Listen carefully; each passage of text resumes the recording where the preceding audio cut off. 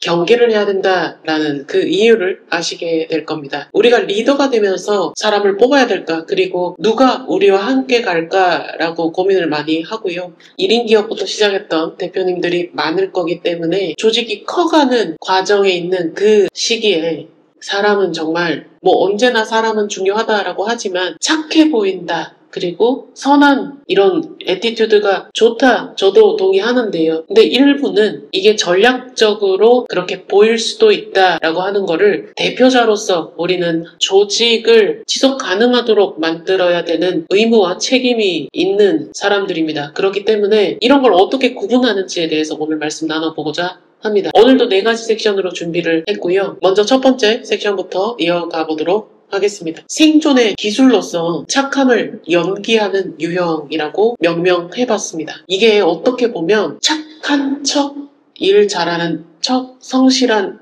척을 하면서 조직 내에서 감정적으로만 관계를 유지하고 자신에게 부여된 책임과 의무를 하지 않는 유형이 간혹 있을 수가 있습니다. 그 유형은 어떤 특징들이 있는지 한번 살펴보도록 하겠습니다. 먼저 행동 특징입니다. 우리가 개인이 아니라 조직인데 소규모 조직일 때는 같이 하는 사람이 착각을 할 수가 있습니다. 개인 대 개인으로 생각을 한단 말이죠. 소규모 조직일 때는 뭔가 프리랜서의 연합인가? 이렇게 대표자 말고 직원들이 그렇게 생각할 가능성이 있는데요. 그럴 때 이제 우리는 조직의 언어를 써야 되는데 어떠한 성과를 요구를 해야 된단 말이에요. 그러면 이런 요구가 들어갔을 때 이들은 불편한 반응을 보일 수가 있습니다. KPI라든지 아니면 수치화라든지 뭔가 데이터를 아니면 성과를 알려달라는 요청을 했을 때 감정적으로 대응한다거나 너무 빡빡하다라고 한다거나 이런 식으로 조금은 긍정적인 피드백을 주지를 않을 가능성이 있습니다. 또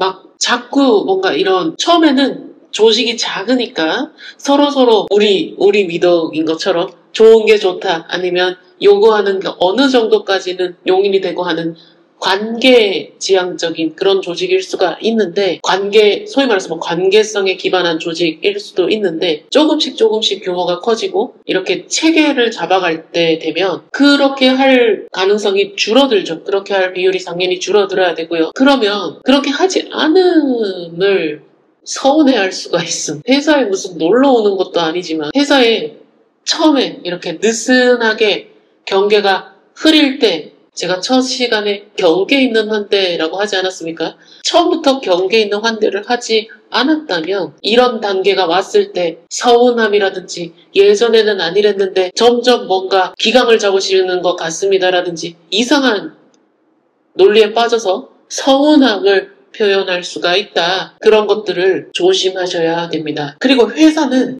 여러 정의가 있는 거는 그렇다 하겠습니다만 핵심 중에 하나는 수익 창출이고 우리 사회로 보면 가치 창출이고 기여라는 것들을 함으로써 지속 가능함을 유지해야 되는 겁니다. 그러면 대표가 1인 기업일 때는 대표가 다 한단 말이에요. 요즘에는 이제 이런 인식이 비교적 많이 확산된 것 같습니다. 그런데 이게 이제 사람이 들어오고 역할이 나눠지는 거는 아시다시피 대표가 하던 일들을 떼서 주는 거란 말이에요. 그러면 그 역할을 주는 거는 제가 늘 창업가에게도 제가 늘 말씀드리는 거지만 우리나라는 언제부턴가 어릴 때부턴가 입신양명이라는 거를 최고의 가치라든지 아니면 나 이런 대접 받는 사람이야 라고 고만고만한 사람들 앞에서 자랑하는 그런 문화가 있는 것 같습니다.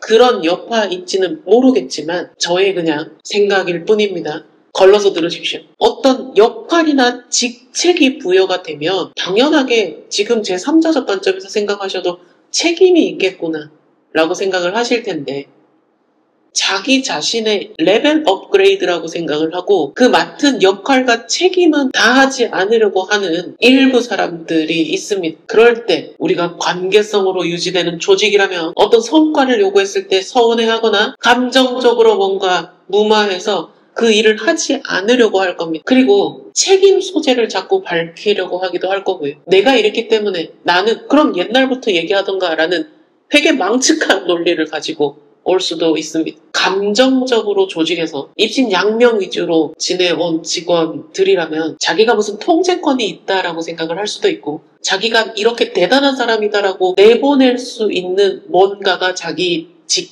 책이라고 생각을 할 겁니다. 그게 아니라 역할에 따른 책임이다라는 것을 분명하게 주지시켜 주실 필요가 있습니다. 소규모 조직이라도요. 소규모 조직일 때 이걸 미리 해놓지 않으면 이상한 관계가 생깁니다. 병목 현상이 일어난다거나 누군가가 자꾸 뭉개려고 한다거나 투자를 받든 아니면 내 돈으로 하든 어쨌든 우리가 초기에 진입을 해서 키워가는 과정에서는 수익도 만들어내야 돼. 벌어놓았던 거 1인 기업으로서 만약에 살아왔다. 그러면 그때는 비교적 혼자서 내 앞가림하고 살 수 있겠다 싶은 것들이 위기로 다가옵니다. 급여를 줘야 되잖아요. 개인 사업자로 해도 마찬가지고요. 법인을 할 때도 우리가 출자를 하잖아요. 주체는 다르지만 실제로 내가 부어서 들어간 것이기도 하고요. 그리고 투자를 받았다 하더라도 우리 창업 교육에서 좀 저는 문제라고 생각하는 게 창업 경진대회 나가가지고 수상을 하고 밸류에이션 해가지고 투자를 받는 것까지는 굉장히 좋은 그림인데 그 다음을 가르치지 않는 것 같습니다. 지속 가능성을 유지하려면 후속 투자 유치도 중요하지만 결과적으로 매출이 계속적으로 나와줘야 되고 시장에 잘 안착을 해야 되는데 또 그런 구조가 그렇게 대표자 의지대로 돌아가지도 않는 것도 제가 알고는 있습니다만 아무튼 투자를 받는 게 입신양명으로 그려지는 조금 그런 뉘앙스로 저는 보이긴 합니다. 아무튼 다시 돌아와서 우리가 어쨌든 이 관점은 뭘 얘기하려고 하냐면 펀딩의 과정은 어찌했던 간에 성과를 내지 못하는 직원이 계속 많아진다면 조직은 침체될 수밖에 없다. 위기의식을 느껴야 된다라고 하는 겁니다. 당장 내가 보기에 돈이 많으니까 당장 뭔가 할 수 있을 것 같으니까 당장 어디 가서 대표 명함을 낼 수 있으니까 라고 생각하는 순간 정말 눈 녹듯이 돈이 사라집니다. 자, 언어 특징으로 다시 돌아와서 보면요. 뭔가 스타트업은 링하게 뭐 이런 말 많이 하잖아요. 기름기 없이 빠르게 시장 검증을 해서 그러면 빨리 가야 되는 거 아니에요? 막 미친 듯이 몰아붙이는 것보다는 이거하고 저거하고 이거 해가지고 시장 반응 보고 괜찮으면 가고 아니면 수정하고 될지 안 될지 모르다 갑자기 되면 이거 왜 되지? 이러고 그런 게 저는 치열해야 된다라고 생각을 합니다. 진짜 목숨 걸어야 됩니다. 근데 옆에서 자꾸 제동을 겁니다. 대표님, 너무 속도가 빠른 것 같습니다. 빠른 게 어딨어? 천천히 가십시오. 우리 사업은 한 3년 정도는 두고 보셔야 될 것 같습니다. 자기가 돈을 댈 거도 아니잖아. 3년 동안 내 월급 받고 나는 이직하겠다 이 소리 아니에요. 대표자가 그 말에 날 위로해주네? 직원들이 나를 아닙니다. 그런 순수한 마음은 대표자일 때는 접어두시고 우리 목표에 자꾸 제동을 건다. 그러니까 이게 너무 빨라서 진짜 성과가 나고 있는데 브레이크 없는 이런 질주하는 이런 느낌에서 이렇게 얘기하는 게 아니라 통상적으로 우리 시작하는 조직이 시장에 안착하고 빠르게 검증하고 나아가는 과정 자체도 빠르다고 역으로 직원이 가스라이팅 하는 경우를 이야기하는 겁니다. 회사가 너무 재밌습니다, 대표님. 이거 되게 위험한 신호입니다. 우리는 리더로서 1인 기업도 해보고 모든 일을 다 경험해봤기 때문에 이 일을 하면서 시간 가는 줄 모르는 그 몰입의 기쁨을 아는 사람들인데요. 일부 여기에서 참함을 무기로 착한 태도를 보이면 그게 곧 성실이고 실력이고 근데 정작 성과는 없는 사람들은 즐겁다라는 말이 진짜 즐거운 겁니다. 일이 없다는 소리예요. 자꾸 뭉개니까. 자꾸 뭉개고 빠르다 그러고 안 하고 대표자의 감정에 충성하는 사람을 잘못 만나면 안 된다라는 겁니다. 조심하셔야 됩니다. 자, 그리고 대표님과 늘 같은 생각입니다. 라고 하는 자기 생각이 없는 사람들이 있습니다. 그냥 조심하십시오. 자기 생각이 있는데 얘기 안 하는 겁니다. 그러다가 정말 중요한 순간에 정말 자기 본성이 나올 때가 그거는 여기서 차마 말하지 않겠습니다. 앞뒤가 다름을 한순간에 느끼는 순간이 올 수도 있습니다. 자, 그리고 대표가 열심히 노력하고 뭔가를 하면 직원도 자기 역할을 다 해야 될 거 아닙니까? 근데 기획이라고 하는 게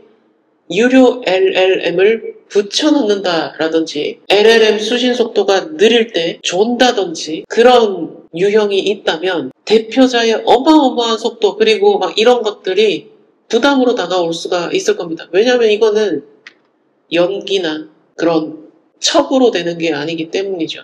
본인이 몰입을 하면 되는데 본인이 만들어 놓은 이미지가 너무 잘하고 성실한 이미지를 만들어 놨는데 실제로 소위 말하는 퍼포먼스가 그렇게 나오지 않을 때 자기 방어 차원에서 이렇게 나올 수도 있습니다. 대표님 조금 쉬십시오. 쉬긴 뭘 쉬어. 난 이게 쉬는 건데. 이거는 뭐 정말 걱정해서 쉬셔요라고 하는 거랑 또 이런 유형이 얘기하는 거랑은 들으면 우리 왜 상한 음식 보면 바로 이거 상했네 뭐 이렇게 알잖아요. 뭐 지식을 그렇게 막 우리가 식품 영양을 공부하지 않더라도 바로 먹으면 안 되겠는데 지읒될 것 같아 뭐 이러잖아요. 그렇게 들립니다. 순간적으로. 우리는 수많은 협업도 했을 거고 수많은 사람들을 봤기 때문에 어떤 맥락에서 이 말이 들어오는지를 듣자마자 아실 겁니다.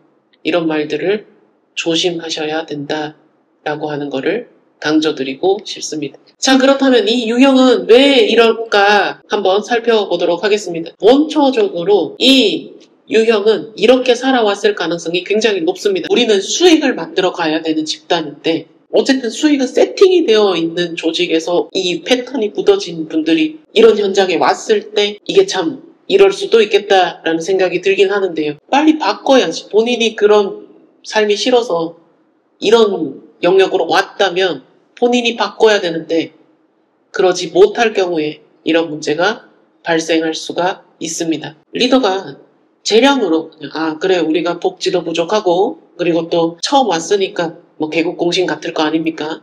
그런 느낌으로 배려를 해주고 선의로 뭔가 이야기를 하고 뭔가를 줬을 때 이런 유형들은 열심히 해야 되겠다. 아니면 역할과 책임을 다해야지가 아니라 여기까지 된다고?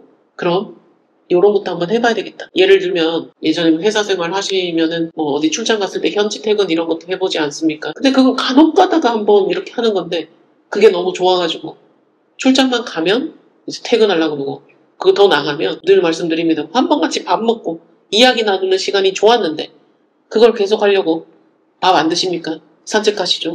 라고 하는 거라든지 그리고 어쩌다가 재택을 한번 하게 됐는데 나중에는 당연하게 놀고 싶은데 귀찮은데 재택해야 되겠다. 재택 좀 하겠습니다. 뭐 이유가 있어야 할까? 이유가 되게 개인 용무예요. 택배 받아야 됩니다. 그런 게 재택 사유가 됩니까? 그 예전에 한 20여 년 전에 개그 프로에서 본 것 같은데 내일 너 운동장에 싸우러 나와야 이랬더니 못 나가.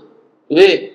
택배 와요. 뭐 이런 거 있잖아요. 그랬던 개그를 본 것 같은데 실제로 그게 재택 사유가 된다면 어떠시겠습니까?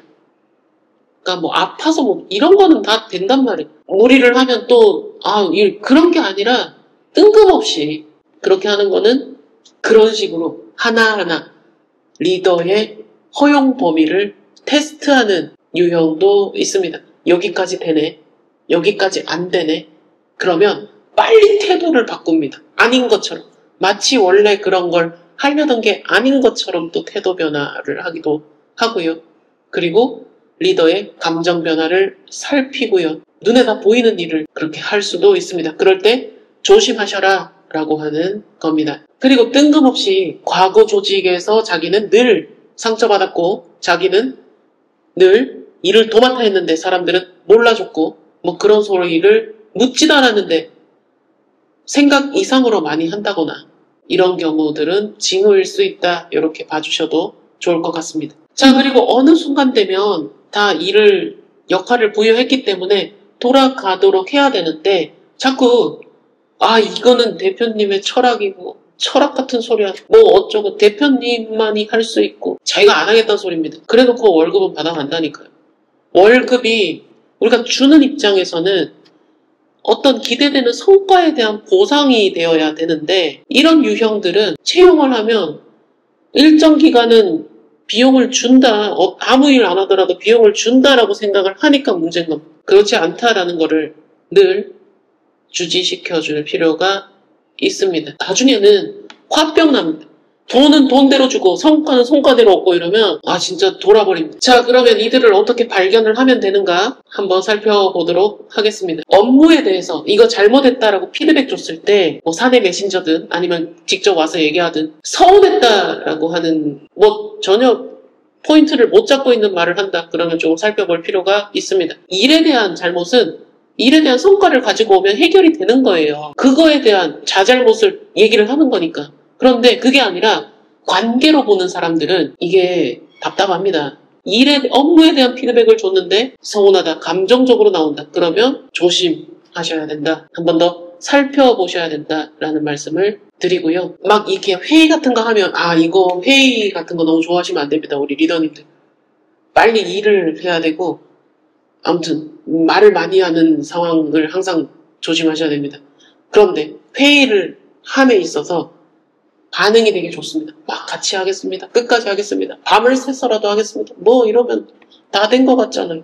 근데 몇 달을 기다려도 성과가 안 나오면 너무 빠르다 그러고 그런 거를 한번 살펴볼 필요가 있다. 말만 동조하고 행동이 없지 않는가 그런 것들을 한번 살펴보시면 좋을 것 같습니다. 자, 그리고 너무 빠르다, 쉬셔야 한다 이런 게 막 진짜 걱정해서 그런 게 아니라 일 안 하는 내가 자꾸 드러날까봐 구조적으로 그래서 이런 말을 하는 경우라면 위하는 척 뭔가 얘기를 하는 거라면 그건 아까 말씀드렸다시피 상한 음식 보듯이 그냥 직감적으로 느껴집니다. 그런 걸 항상 조심하셔야 된다라는 말씀을 드리고요. 그리고 뭔가 우리가 조금 더 성장을 하기 위해서 체계화를 하고 뭔가 이런 거에 대한 거부 반응이 있지는 않는가 이런 걸 한번 살펴보셔야 됩니다. 자, 전반적으로 이런 유형은 착함을 무기로 가진 사람들 중에 또 일부는 감정에 대한 에너지 소모를 굉장히 많이 합니다. 우리가 중요한 거는 예전에 무한도전도 전에 외인구단이라고 있었습니다. 거기에서 우리에게 필요한 건 스피드 이런 말이 있었거든요. 우리 처음 시작하는 조직은 스피드가 매우 중요한데 너무 빠르다라든지 그러면 변화가 없는 조직을 가던가 월급은 꼬박꼬박 하는 일은 없고 그런 사람들을 경계하셔야 돼요. 조직을 망치는 1순위 대표자의 자산이나 대표자의 역량을 가져가려 할지도 모르고 항상 조심하셔야 됩니다. 자, 마지막으로 리더는 어떻게 경계를 세워야 하는가만 보고 마치도록 하겠습니다. 우리는 리더로서 조직을 지켜야 됩니다. 그게 개인 사업자든 아니면 법인 사업자든 상관없습니다. 우리 조직을 지키는 게 리더의 역할이고요. 그러려면 성과를 내도록 직원들을 독려해야 됩니다. 그렇지 않는 직원은 있을 수가 없죠. 그게 서운하다, 그게 무섭다 그러면 우리 조직이랑 안 맞는 겁니다. 그런데 맞는 데 가라고 하십시오. 자, 그리고 성과 기준과 역할을 항상 명확하게 주제시키고 어떤 성과를 냈는지를 항상 체크하셔야 된다라고 하는 거를 말씀드리고 싶습니다. 자, 리더는 멘토나 선생님이 아니잖아요.